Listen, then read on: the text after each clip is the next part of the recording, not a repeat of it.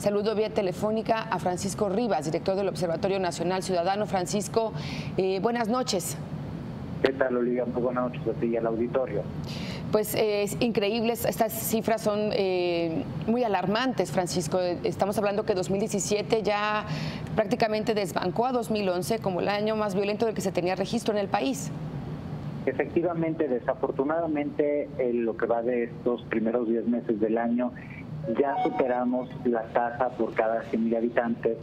De los otros 10 meses, de todos los años desde 1997, en particular de 2011, el año que fue que concentró el mayor número y la mayor tasa de homicidios dolosos. En ese entonces, la tasa de los primeros 10 meses de 2011 fue de 16.7 homicidios por cada 100,000 habitantes y ya vamos en 16.9 homicidios por cada 100,000 habitantes.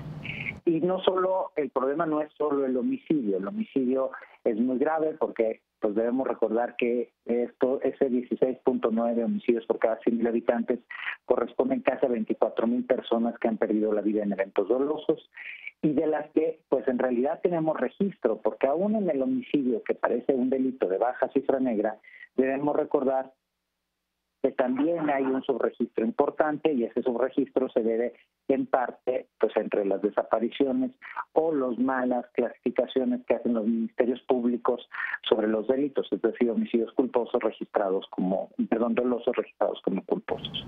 Y luego pues volteamos a ver lo que sucede con los otros delitos y todo crece el robo con violencia de una manera muy importante, un 36.7%, el robo a negocio un 30%, un 31.7%, y el robo a transeúnte un 30%. Es decir, tenemos crecimientos significativos y tenemos crecimientos incluso de delitos que ya habían sido controlados.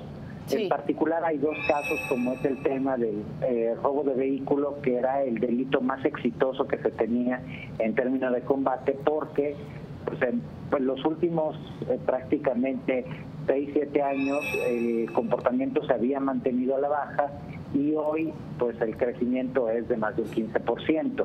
Y en tema de extorsión, recordaremos que en 2013 llegamos al peor año de la historia de México en materia de secuestro y extorsión, y de ahí empezó un descenso, en parte marcado por el cambio de metodología de registro por parte de las entidades. Entonces, no solo habían aparentemente menos delitos, sino que se registraban menos delitos. Aún así, con el cambio de metodología, hoy tenemos un crecimiento del 14%.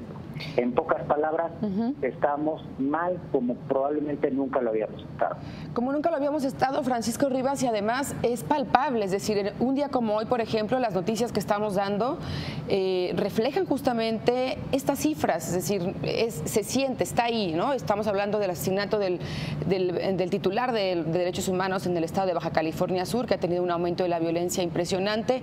Estamos hablando también del asesinato del director de ICI en el Estado de México, que también es un estado que tiene índices de violencia muy preocupantes.